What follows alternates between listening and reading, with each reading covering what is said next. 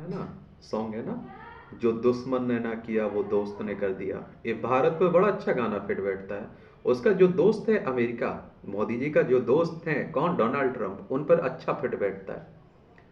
अब आप देखिए, रूस को उन्होंने छोड़ दिया, रूस पर टैरिफ नहीं लगाया, लेकिन भारत पर भैया टैरिफ लगा दिया। भारत उन्हें खुश करने के लिए बहुत सारे सामानों पर हमने टैरिफ कम किया था, टैक्स कम किया था।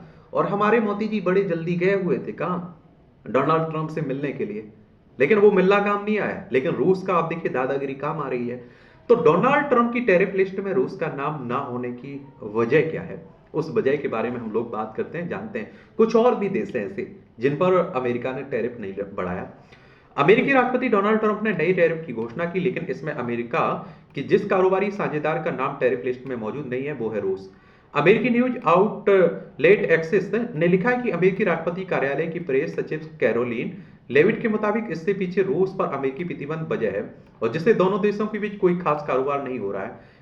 लेविट के मुताबिक क्यूबा, बेलारूस, नॉर्थ कोरिया का नाम भी टैरिफ लिस्ट में शामिल नहीं किया गया। हालांकि अमेरिका के साथ छोटा व्यापार करने वाले देश मसलन सीरिया का नाम भी इस सूची में शामिल किया गया है, लेकिन वो कह रहा है रूस के साथ ज्यादा नहीं हो रहा है। भैया सीरिया से ज्यादा तो हो रहा है, और सीरिया आप देखते हैं, सीरिया पर लगा लिया, लेकिन उस पर क्यों नहीं लगाया। तो आप देखिए, कारोबार नहीं इसलिए टैरिफ नहीं। तो ट्रेडिंग इकोनॉमिक्स ने संयुक्त राष्ट्र के आंकड़ों के आधार पर बताया कि सीरिया ने पिछले साल अमेरिका को 1 करोड़ 10 लाख डॉलर के उत्पादों का निर्यात किया था। अमेरिका ने साल 2022 में यूक्रेन पर रूसी आक्रमण के बाद रूस पर बड़े पैमाने पर प्रतिबंध लगाए। हालांकि व्हाइट हाउस में वापसी के बाद से डोनाल्ड ट्रंप ने आमतौर पर रूस के प्रतिदिन दोस्ताना रुख अपनाया है, और उन्होंने इस युद्ध को खत्म करना अपनी प्राथमिकता बना ली। और एक शीर्ष रूसी अधिकारी इस सप्ताह प्रशासन के अन्य अधिकारियों के साथ बैठक के लिए वॉशिंगटन में, क्योंकि रूस यूक्रेन युद्ध को रोकने के समझौते पर बातचीत जारी है। पिछले महीने रूसी राष्ट्रपति व्लादिमीर पुतिन की युद्ध विराम पर सहमत नहीं होने पर डोनाल्ड ट्रंप ने रूस से तेल खरीदने वाले देशों पर 50% टैरिफ लगाने की धमकी दी थी।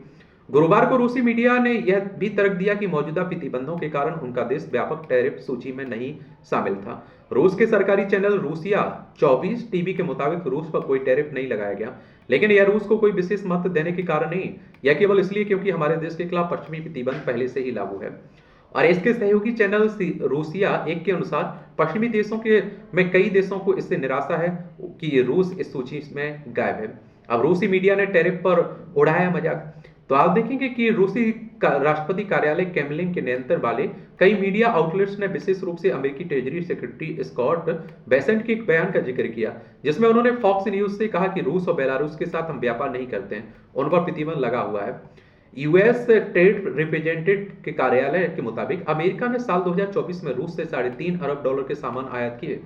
ट्रेडिंग इकोनॉमिक्स और रूसी मीडिया के अनुसार इसमें मुख्य रूप से उर्वरक, परमाणु ईंधन और कुछ मेटल भी शामिल हैं।